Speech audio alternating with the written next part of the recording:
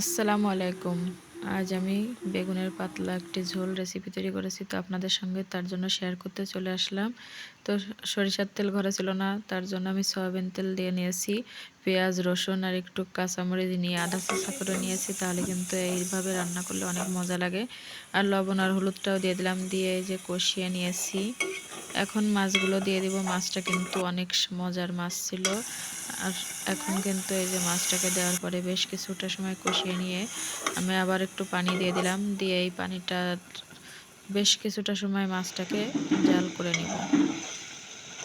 তো দেখে বুঝতে পারতেছেন যে মাছের কালারটা মাশাআল্লাহ কত সুন্দর আসছে। এখনই খেয়ে ফেলার মতো হয়ে গেছে, কিন্তু এটা উঠিয়ে রেখে দেব, না হলে তরকারির ভিতরে দিব, যেহেতু মাছটা ভেঙে যেতে পারে।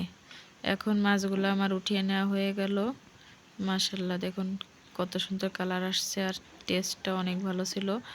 তো একদমই পাতলা পাতলা ঝোল রান্না করব, তো তার জন্য এখন ওই মশলার ভিতরে বেগুনটা দিয়ে দিচ্ছি। তো এই বেগুন এইভাবে রান্না করলে অনেক মজা লাগে, আর সঙ্গে একটা আলু তো না দিলেই নয়, আলুটার টেস্ট আরও বেশি ভালো আসবে। এখন কিছুটা সময় কষিয়ে নেব, অতিরিক্ত কষাবো না। তো এইভাবে কে কে বেগুন রান্না করে খেয়ে থাকেন বলবেন কিন্তু। সামান্য কিছুটা সময় একটু ঢাকা দিয়ে রেখে দেব।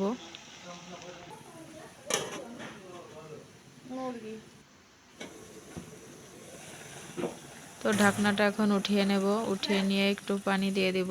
এই পানিতে রান্নাটা হয়ে যাবে মূলত।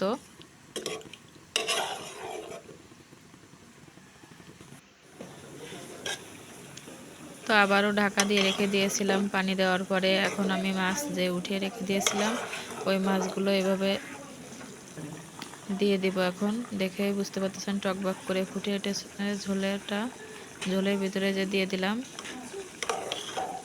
এই ঝোলের ভিতরে আবারও 2-3 মিনিট আমি জাল দিয়ে নিব।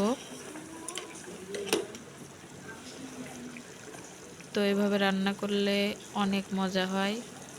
আমি প্রায় এইভাবে রান্না করে থাকি, আপনারা একবার হলে ট্রাই করে দেখবেন। ফাইনালি রান্নাটা শেষ হলো ইলিশ মাছ দিয়ে বেগুনের পাতলা ঝোল। তো সবাই ভালো থাকবেন, সুস্থ থাকবেন। আল্লাহ হাফেজ।